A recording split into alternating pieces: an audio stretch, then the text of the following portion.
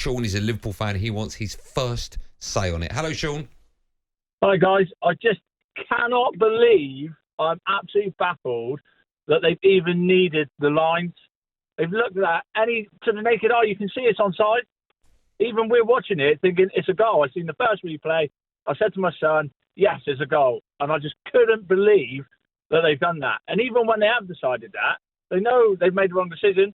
Just tell him. Surely there's a few seconds of time before they've taken the free kick for offside. They could have stopped him and given the goal. The problem is, as I alluded to, Sean, the miscommunication in the sentence, it's fine, perfect. Whereas Stockley Park thinks the goal is fine, it's perfect. And on the field, the referee assumes that it's fine, perfect means the decision of offside is fine. Yeah, it's that but there must have been 10 seconds before he's received that and given the free kick. They could have said to him straight away, no, actually, we made a mistake. It's a goal. You've not heard us properly. It's a goal. Yeah. I cannot believe they have, like we said, even to put the lines there, you can see it to the naked eye. It's onside. Can I ask you, Sean, do you think if for every single football match, if you're watching at home, we were always available to hear the conversations between the ref and the VAR for every game, for every decision, do you think this wouldn't be as big a problem? Because it's taken, where are we now, Tuesday?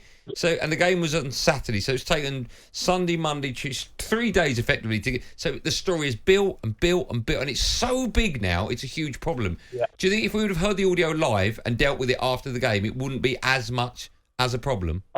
I don't think it would be in the media as much, but it would still be a problem because it's a huge problem. If the Liverpool run Man City close, which I think they will this season, if we lose the league by 1 or 2 points, people will look at that and say, that game would have been different if we scored that goal. That could be the difference between winning and losing the league. And we've seen it's that close in seasons gone by. You can lose the league by 1 point. Okay, Sean, thanks for that. Let's speak to Pat. I know loads of you want to have your say. Pat's an Arsenal fan. Hi, Pat.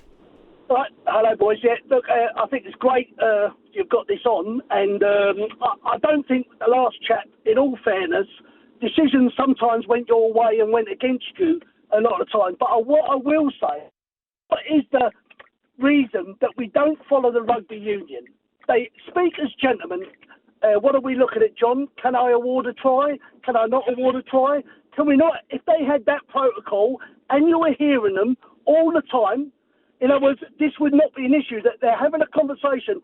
You've just played the recording there, and it's one of them, 2 of them is not even the VAR officials. It's the cameraman, and it's the 4th official. Where is the referee being spoken to directly here? Never even heard him. True. In other words, in the conversation. So if we went to the rugby union protocol, I think that would solve loads of problems. I do agree that they could have stopped it, but remember it was a free kick and the throw-in was even later than that. That's right. Afterwards. So how far do you go back? I don't think, once the game has restarted, but if the protocol's in position, you may restart the game and it is a goal, or you may restart the game and it is offside. Pat, let me just say, we were lucky enough in our studio to see pictures with the audio on at exactly the right time. When the ball went out for a throw, at exactly that moment, so the game had stopped and no one had done anything other than just kick a ball about for a bit. When the ball went out for a Liverpool throw, that was exactly the moment when they realised the game needs to stop. But Andy, that's too late though. Why? Nothing's happened. The back of the net. The ball's gone in the back of the net. Yeah. They've taken a free kick then. How many, in other words, the throw-in is after that. I know, but surely the main purpose of this is to get the right result. 1,000%. I do agree, but then what you're going to do, Andy, is if you allow this games to be kicked off, how far do you go back with that decision then? We need to go back 2 free kicks or 2 throw-ins. Yeah, but isn't that okay? If there's not been a goal scored, it's still 0-0, and you go back and get the right decision. Isn't that what we're after? Yes. But I think the VAR is a great thing if used properly, and I'll repeat about the rugby union, because I think it's a fantastic what they got in rugby union, and that they speak to each other properly and like gentlemen. The reason why it don't happen sometimes in football is that people are abusive to referees, and they're shouting and swearing all round, and that it would be difficult to filter that. But I think if this come in, players, referees, everyone would understand they wouldn't be doing it anymore. It would help the referees. It would help the bad behaviour on the pitch. Now, look, I don't believe any of these referees and that were cheating, Not in a million years were they cheating. It's purely, shall we say, that they're not concentrating enough. In other words, about it's incompetence. Originally the offside. Yeah, no, I totally agree. Let's take as many calls as we can. Thanks for your call, Pat. Let's speak to Mark, an Arsenal fan. Hi, Mark. Yeah, hi Andy. Hi Darren. How you doing, boss? You all right? Off you go, pal. Yeah, not too bad, thank you. Listen, all this has gone forward as it is now. But do you know the best way to get to actually resolve this? Play the game again. No, that can't happen, Mark. That'd be silly. Why not? I mean, they did that. Do you remember in 1990? Was it 99 against Arsenal, Sheffield United? Yeah, but because where do you draw the line? Maradona handball, Thierry Henry handball. I mean, there's so many instances going back that a game or result would have changed. Yeah, but this is blatant. This is a big mistake by the officials, not by the clubs, by the officials. Do you know the only thing I'd say about that is Spurs would never have that, and rightly so. They'd never have that. Yeah, they probably. Okay, let me ask you this. If they, I think I'm right in saying when that happened, that Lewis, they were down to 10. Yeah. Right. Yeah. So if they replayed the game, do Liverpool start with 10 men? Yeah, good shout. But then they weren't doing too bad with 9 men. So no, but that's not the answer, right?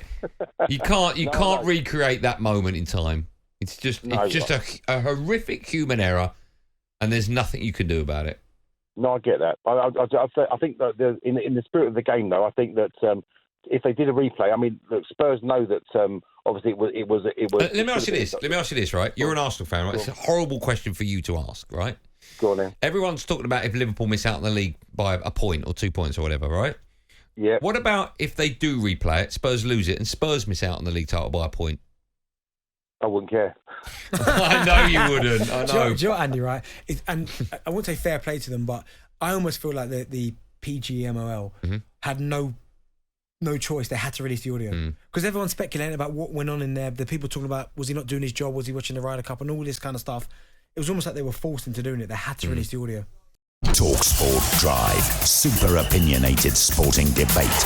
Monday to Friday afternoon from 4 on AM, on DAB, via the talkSPORT app and on your smart speaker. talkSPORT.